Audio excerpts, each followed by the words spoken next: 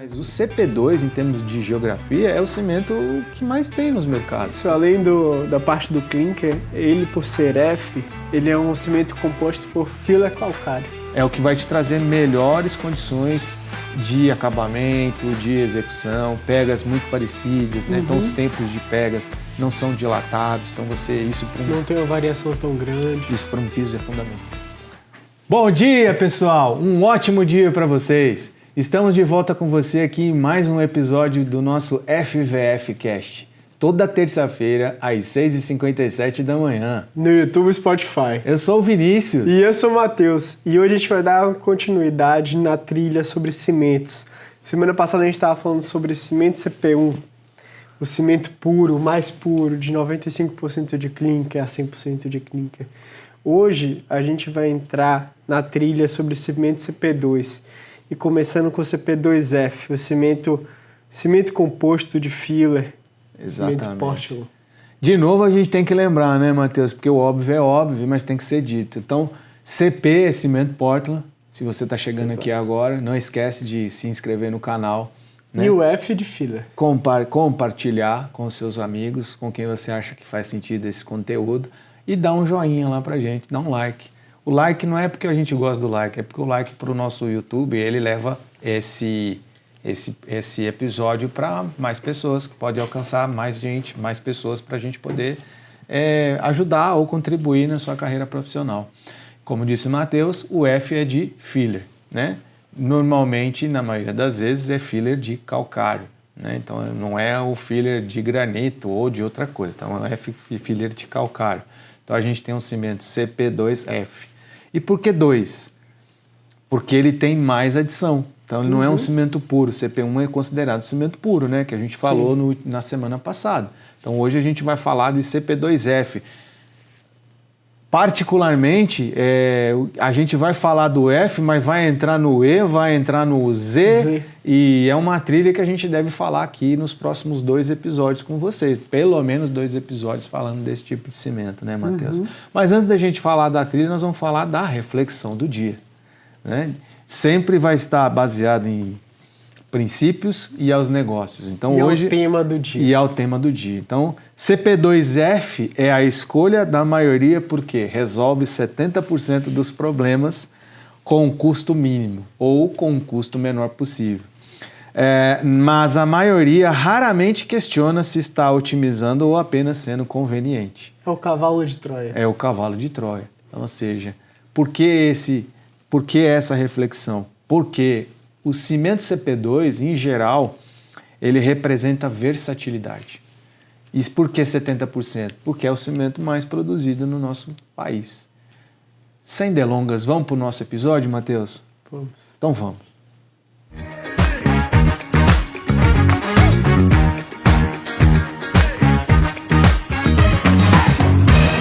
Como o Vinícius acabou de falar na nossa reflexão, o cimento CP2F é um cimento bem versátil. O que seria o cimento versátil?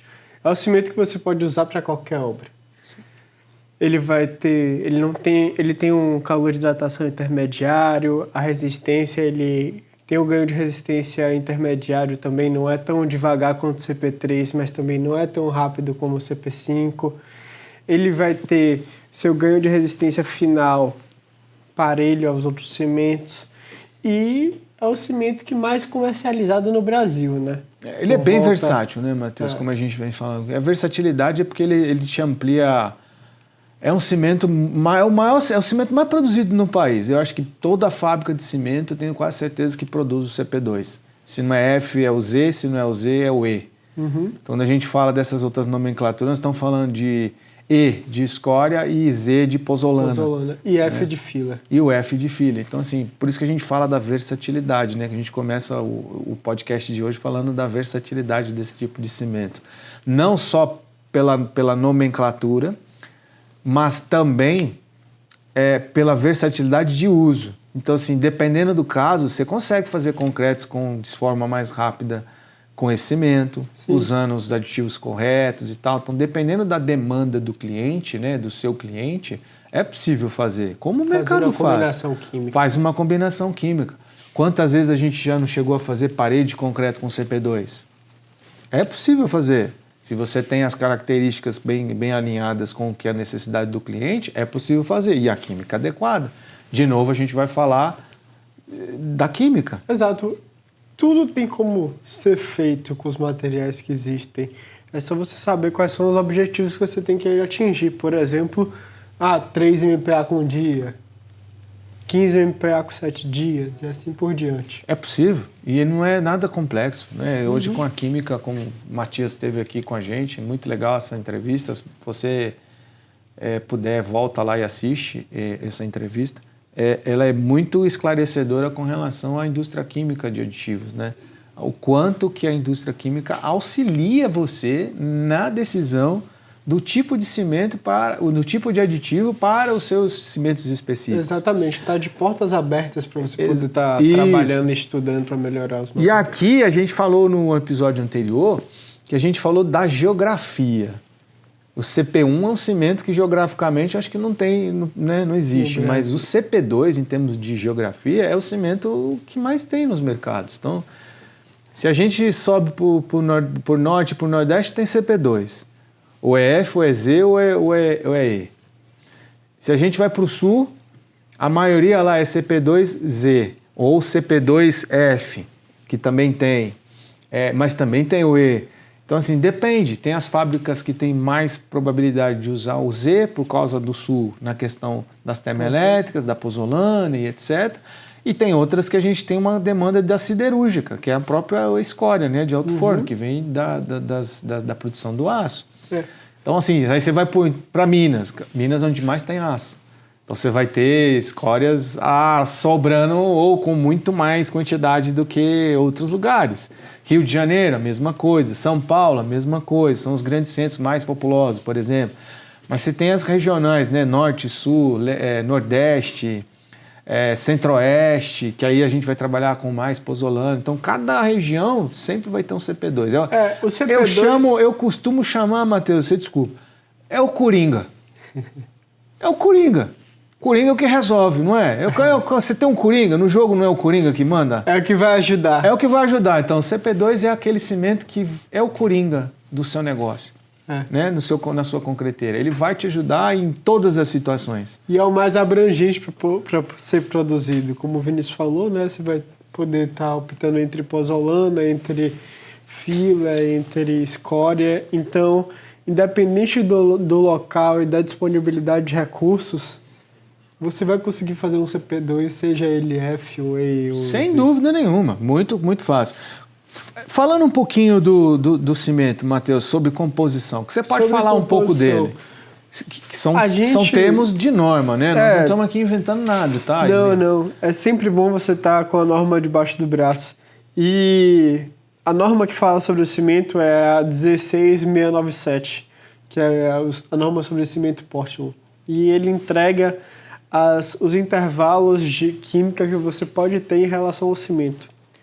Como você, que já assistiu o episódio do Matias, a entrevista que a gente fez com ele botou um ponto muito importante, que é a disponibilidade do fabricante do cimento ele ter uma variabilidade considerável, não diria grande, mas considerável entre quantidade de clinker, quantidade de pozolana, quantidade de escória. Para o cimento CP2F, que ele pode ser tanto 25 como 32, como 40, e assim como também pode ser RS ou BC ou RS, se você não sabe, é resistente a sulfatos, e BC de baixo calor de hidratação, ele pode variar entre 75% a 89% de clinker. Então, certo. 75 a 89%. Isso. Então, no último episódio, quando a gente estava falando de CP1, a gente estava falando de 95% a 100%. Então, 5% de diferença entre o mínimo e o máximo. Muito pouco. Muito pouco. Enquanto o CP2F, de 75% a 89%. Então, são 14%. Já tem uma amplitude maior. Exato. Então, você tem aí disparidade, às vezes, de... E aí, se você pega um cimento com 75 e outro com 89, você vai ter características diferentes. Por isso que a gente fala de versatilidade. Ele é um cimento que pode te ajudar em todas as situações. Exato. Além disso, além da parte do clinker, ele, por ser F, ele é um cimento composto por filler calcário. que é um material que ele é reativo, assim como o clinker, mas ele vai reagir depois que o clinker reagir. O material, o resíduo que sai da reação química do clinker com a água, você vai ter a reação posterior do filler calcário. E esse filler calcário no CP2F você pode ir de 11% a 25%. Então, de novo, tem um intervalo grande para você poder trabalhar. E aí, o que acontece com esse intervalo grande, também dá um intervalo grande em relação à emissão de carbono. Que assim como eu trouxe no episódio anterior, quando eu estava falando sobre o clinker do CP1, já o CP2F, ele é um cimento normatizado em relação à quantidade de carbono emitido. Ele vai de 600... E a fonte é a mesma? SEDAC, é isso? Como é que é o nome? SIDAC. SIDAC. Lembra da fonte que a gente foi buscar essa informação? Para recapitular, no episódio anterior a gente falou do SIDAC e aqui a gente está dizendo de novo. Então essas informações você consegue lá ter o acesso fácil do que a gente está falando. Só você colocar na internet sidac.com.br para encontrar. E o que fala desse CP2? Esse CP2F, ele é o CP2 que tem de emissão de carbono por tonelada produzida de 652 kg de CO2 a 873 kg de CO2. É muita diferença. É muita diferença. Em comparado com o CP1. Ainda é elevado, mas é muita diferença. Como a gente estava falando em relação ao clinker, a pior das situações do clinker é 1.049 kg de CO2. Para cada tonelada. Para cada tonelada. Imagine se você for pensar em uma obra por completo que vai utilizar toneladas e toneladas de cimento. Essa é a diferença quando você coloca cada vez mais o volume, maior vai ser a diferença final da obra. Sem dúvida. E aí você falou uma coisa interessante, Matheus, e é bom a gente também não esquecer de falar sempre, né? Quando a gente fala classe de resistência, a gente vai se remeter ao 25, 32 e 40, que são as nomenclaturas usuais no país. Mas qual é a nossa realidade? A nossa realidade é que, assim, eu acho pouco provável, quase zero, mas não posso afirmar 100%, que 25 não exista mais no mercado, né? Essa nomenclatura de resistência. Você vai encontrar o 32 provavelmente em algum depósito, que é mais comum. Tá? Não a granel. A granel 100% é 40, que vai para as concreteiras, né? Vai para as empresas de pré-moldado, ou vai para obras de canteiro, etc. Por quê? Como eu te falei, a gente conversou no episódio anterior, como é que eu faço um FCK elevado quando o cimento, a pasta de cimento não atinge nem perto do que você necessita? E falou uma coisa que a gente não falou aqui, Matheus, que é importante falar. Quando a gente fala dessa classe de resistência, que tem os cimentos, esses números são números comerciais. Sim. Na prática, a tendência é sempre ser acima desses valores. Aí você pode falar, mas acima quanto? Depende se ele tem 75% ou 89% de clinker. Depende se ele tem 11% ou 25% de filler de calcário. Por quê? Porque é isso que vai ajustar a resistência ser um pouco mais elevada ou uma resistência um pouco menos elevada. Em vias de regra, que é o que a gente, por experiência, aí a gente vai falar da experiência, né, agora, né, Matheus? Um classe 40, por exemplo, no caso um CP2F40, você vai obter resistências de pasta de cimento, é sempre importante a gente falar da pasta antes de falar do concreto, na casa de 45, 46, 44, ou seja, ele vai estar aí subindo de 10% a 15% acima da base comercial. Sim, se eu me recordo, quando você falou sobre o CP1, você falou de 56 MPa. Esse é um que a gente trabalhou em Manaus. Sim. Manaus, o que vinha de fora do país, que é o que eu conheço. Eu não conhecia um cimento nacional feito no Brasil, CP1, então eu não posso falar. Mas o que eu manuseei, que eu trabalhei muitos anos, foi esse CP1 de Manaus. Esse tinha característica de 55 MPa. Ou seja, a característica de um cimento Ari RS, Ari Plus, por exemplo, ou Ari Max, que algumas empresas chamam, né? Que é o mais puro. Inclusive, o Ari, ele vem em substituição do CP1. Sim. Porque são características muito semelhantes. É muito próximo. Porém, com controles diferentes em termos de clinker. Sim. E a gente vai falar disso quando tiver o episódio CP5. Então esperem para os próximos episódios. É importante você entender que o que vem por isso que o CP1 foi se perdendo e não se usa mais, porque o CP5 é uma coisa muito nossa brasileira e substituiu esse cimento CP1, né, que são características próximas em termos de resistência, liberação e etc., assim como calor de hidratação. Sim. Né? Então, quando a gente fala, é muito importante falar, classe de resistências, em vias de regra para concreteiro, elas sempre são de 40 para cima. Talvez você possa estar numa região do país, e aí a gente vai falar de novo de geografia, e que a geografia não te permite ter um cimento 40 e te permite ter um 32, por exemplo.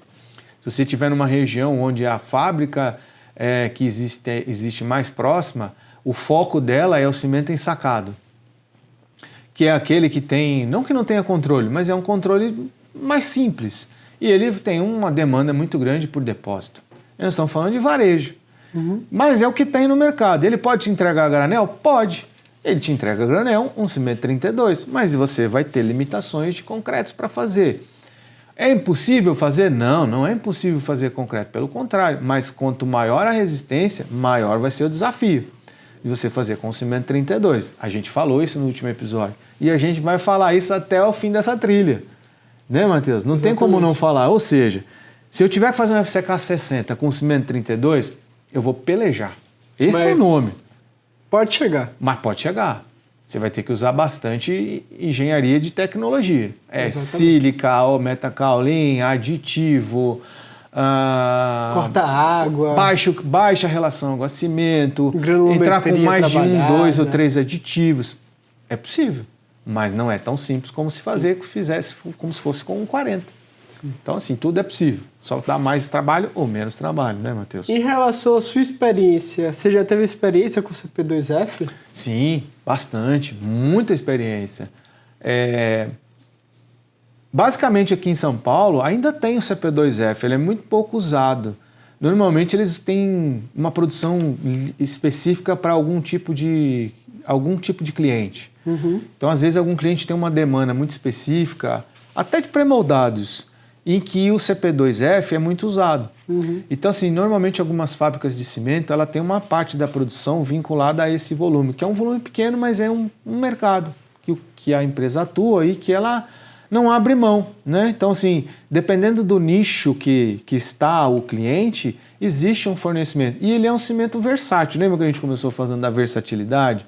O clinker é o mesmo, o que muda é a adição. Se a gente pegar um CP2E, por exemplo, a questão do clinker muda demais. Muda bastante. Muda bastante. Mas se a gente pegar um CP2Z, também muda bastante, né? Então, assim, isso é o que vai diferenciar o CP2F do E e do Z. São os quantitativos percentuais, na verdade, os percentuais que você vai utilizar das adições. Sim. E isso é uma versatilidade. Por exemplo, se a gente fala de São Paulo, aonde que você vai encontrar aqui? Eu duvido que você encontre um cimento pozzolano em São Paulo. Eu não acredito que você vai encontrar. De novo, nos meus quase 30 anos de experiência em concreto, eu nunca trabalhei com cimento pozzolano em São Paulo. Então, assim, você não vai encontrar um CP2Z aqui. Mas você vai encontrar o E e o F à vontade. Muito mais o E do que o F. Mas tem o F. Algumas fábricas ainda mantêm ele. Então, eu gosto do F. Eu acho que é um bom cimento, por exemplo, para pisos industriais. Por quê? Eu sugiro que seja para pisos industriais um CP2F. Por quê? Por causa da relação da pega dele. Como ele não tem a pozzolana ou a escória, o que acontece? Assim como o CP3, a gente vai falar disso. Você tem uma dilatação da pega. E se a gente olhar a biografia dos pisos industriais, é importante você que está aí nos ouvindo, buscar isso. Se você pegar um projeto industrial hoje, ele vai estar escrito lá que as soluções melhores, as melhores práticas para você ter um concreto de melhor acabamento, de melhor brilho, são cimentos com menor quantidade de adição. Cimentos mais próximos de puros. Como não tem o CP1, aí eles indicam o quê? Um CP5 ou um CP2. E pode ser até o CP2 com escória, mas desde que a escória não supere mais do que 50% do seu percentual. Sim, do percentual Que total. você vai encontrar isso aonde? No CP3. O CP2 não tem 50%. mas ele vai estar lá nos 25%, 30%. A gente vai falar dele, não hoje. Então não quero entrar muito nele. Mas o F, por exemplo, para mim é o melhor cimento para piso. É o que vai dar mais estabilidade na execução do piso. Você vai ter menor probabilidade de gradiente, de pega. Lembra que são vários fatores? A gente tem um episódio que vários, a gente tem uma trilha de pisos, né, de concreto para piso. A gente falou sobre fibras. E a gente fala de fibras também, exatamente. Então tem essa trilha aí, que foi a última que a gente trouxe para vocês aqui. Se a gente pegar um CP2F, ele é o que vai ter o melhor desempenho para pisos, na minha opinião. E eu tenho certeza que um projetista de piso vai concordar comigo, que um CP2 seria o melhor caminho.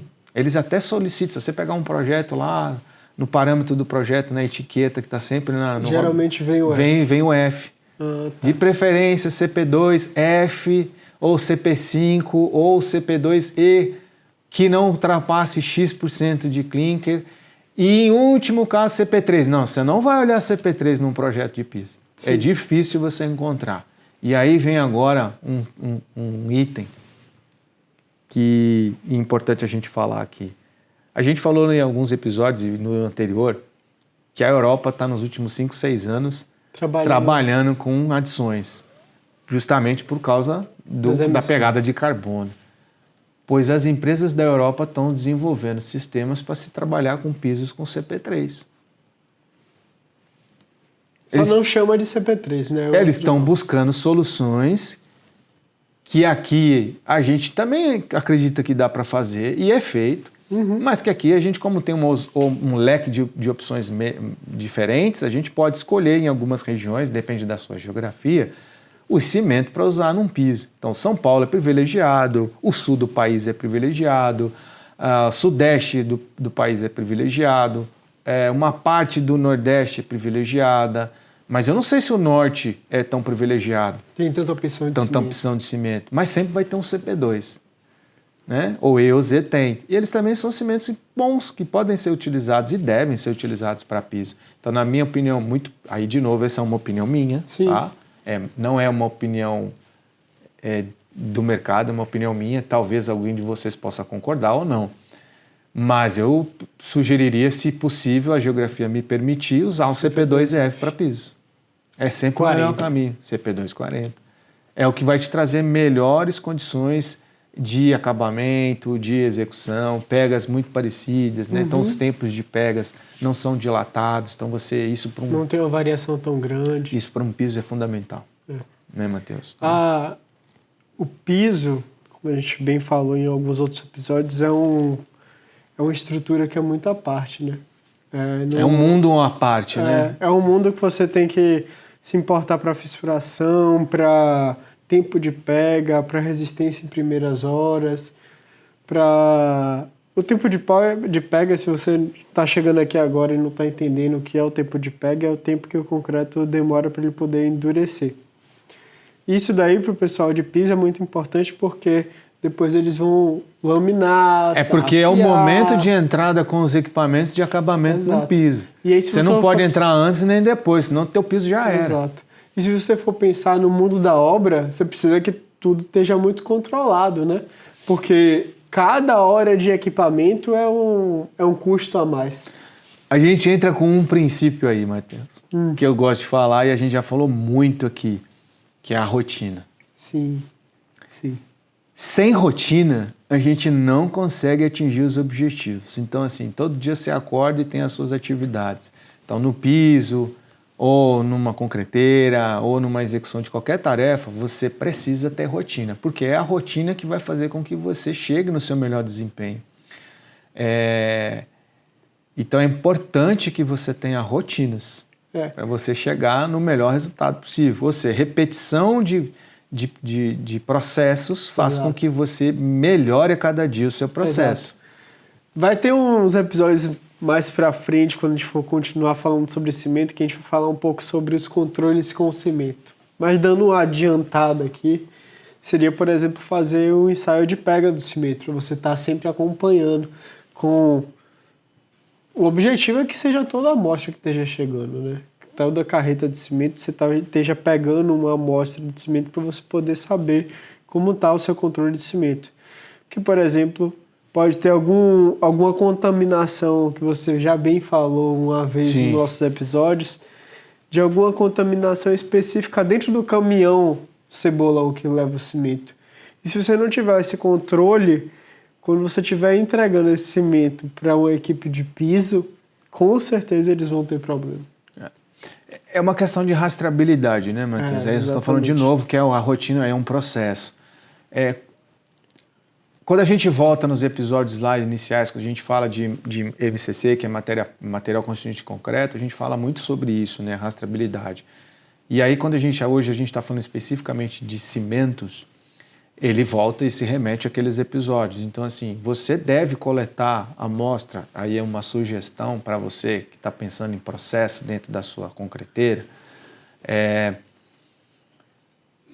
interessante que você tenha coletas de amostra de todo o caminhão de cimento que entra na sua empresa. Não quer dizer que você vai ensaiar todos, mas você precisa ter a amostragem de todos. E aleatoriamente você ensaiar alguns deles. De preferência, todo dia um ensaio. Sim. Pelo menos daquele tipo de cimento. Para que você realmente, né, que aconteça o que o Matheus aqui está colocando para vocês. E você tenha conhecimento daquilo que você está produzindo. Tempo de pega, finura, se ele demanda mais água, se ele não demanda mais água, resistência com 24 horas, com 3 dias, com 7, com 28, porque são essas características que você vai precisar na hora do desenvolvimento do teu concreto, do teu traço, seja ele para piso, seja ele para estrutura, seja ele para qualquer condição que você for utilizar. Então é importante esse tipo de controle, Matheus. Sim, né? Exatamente. A gente já falou bastante disso em episódios anteriores e, de novo, a gente está aqui se remetendo aos episódios, porque ele tem total relevância, né? Ele é relevante, é importante a gente falar disso, né? Eu acho que depois de tantos episódios aqui no nosso canal, você que esteja assistindo esse episódio agora, você entende que concreto não é só colocar cimento, areia e brita e misturar na enxada. Na enxada. Ou na betoneira. Exatamente. Existe a concreteira, porque a concreteira é quem vai estar te entregando esses parâmetros que a gente está falando aqui. Exatamente. Né? Então, quando a gente fala do cimento CP2, particularmente eu falei aqui de piso, porque realmente eu já, né, na minha época de tecnologista de concreto, e eu fui por muitos anos tecnologista de concreto, e aí eu posso dizer que eu comecei, como eu já disse aqui, acho que no episódio anterior, eu comecei em 1994 eu entrei no concreto. Até 2015 eu fiquei no concreto. Então esse meu período todo de concreto, 100% vivendo concreto,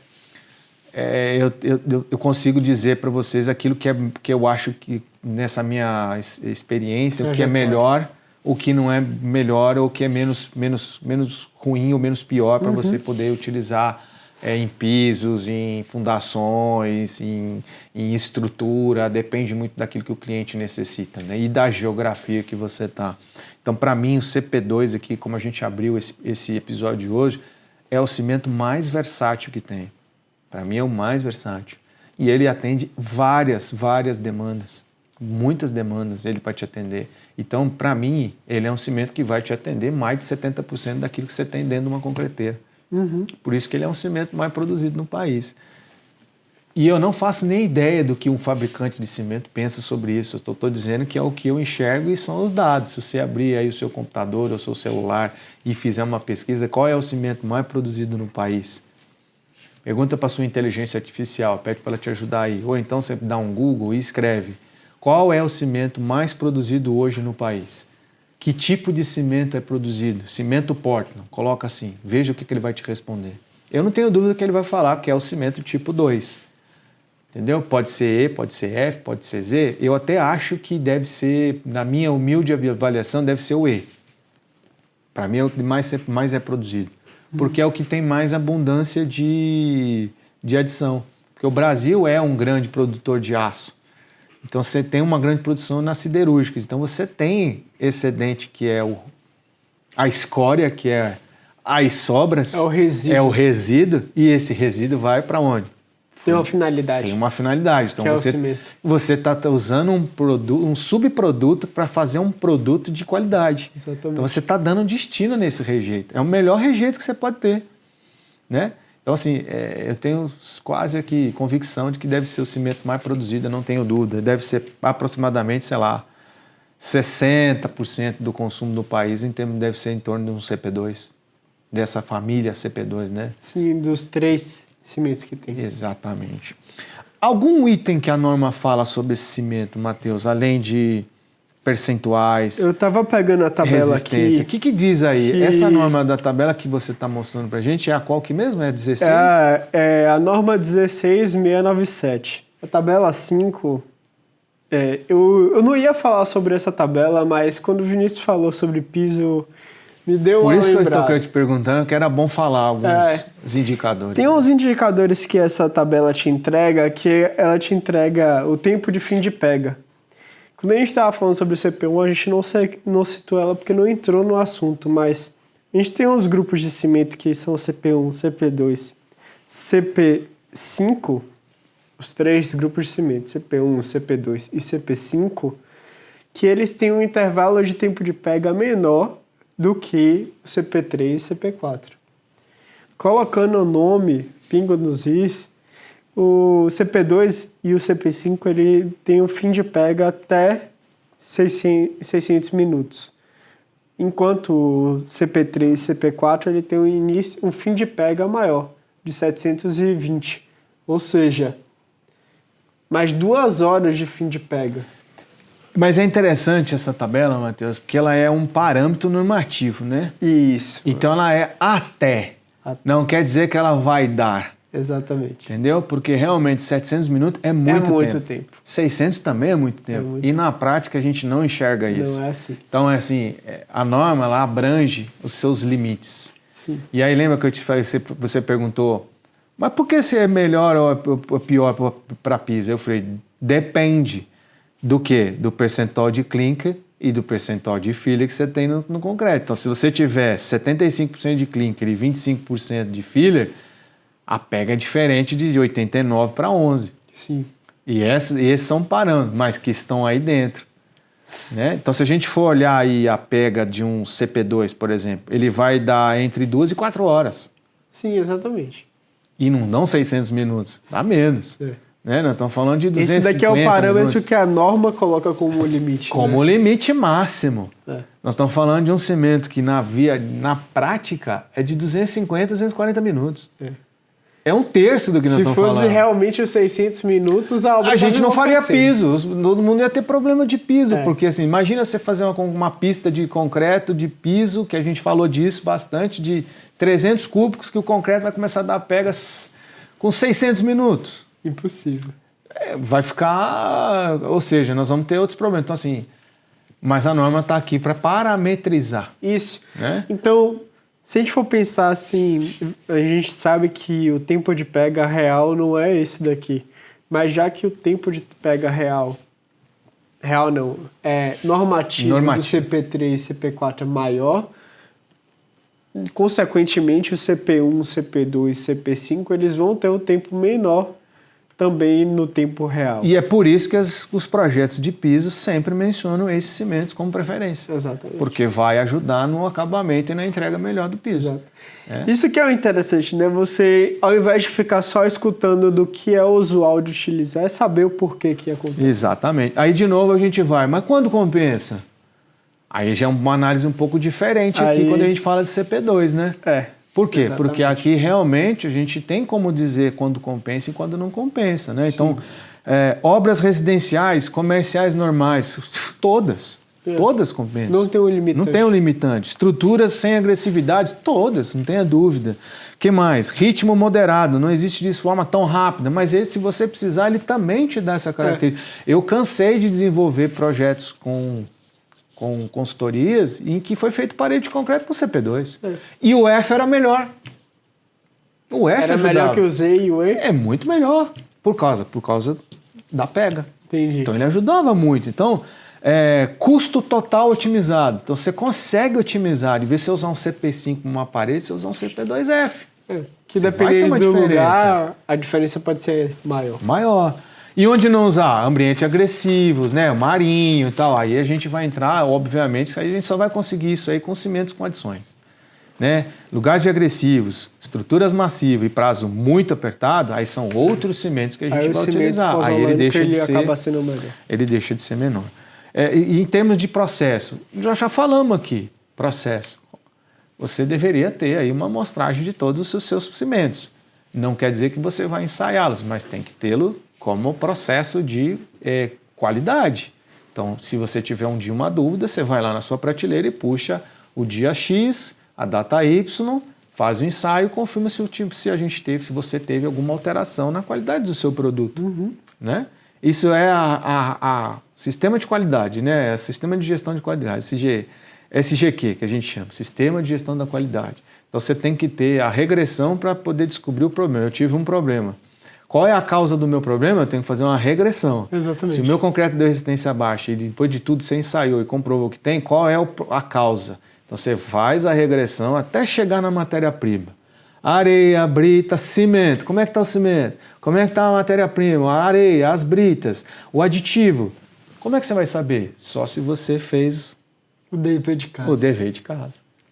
Senão você vai fazer o seguinte, não tem o que fazer, pago a conta e segue a festa. E por isso que você precisa desse controle da comunicação entre quem está comprando e o pessoal do laboratório.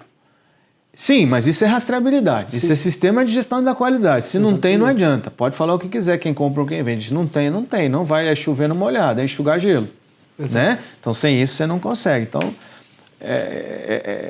controle de qualidade não é uma questão de você simplesmente fazer por fazer. Ou você faz ou você não faz. E seja claro que quem não faz tem problema. Com certeza. Né? Então, adianta você ter quilos por MPa abaixo se você não tem controle? Com certeza você vai ter problema. 100 quilos por MPa abaixo não existe se você não tiver controle.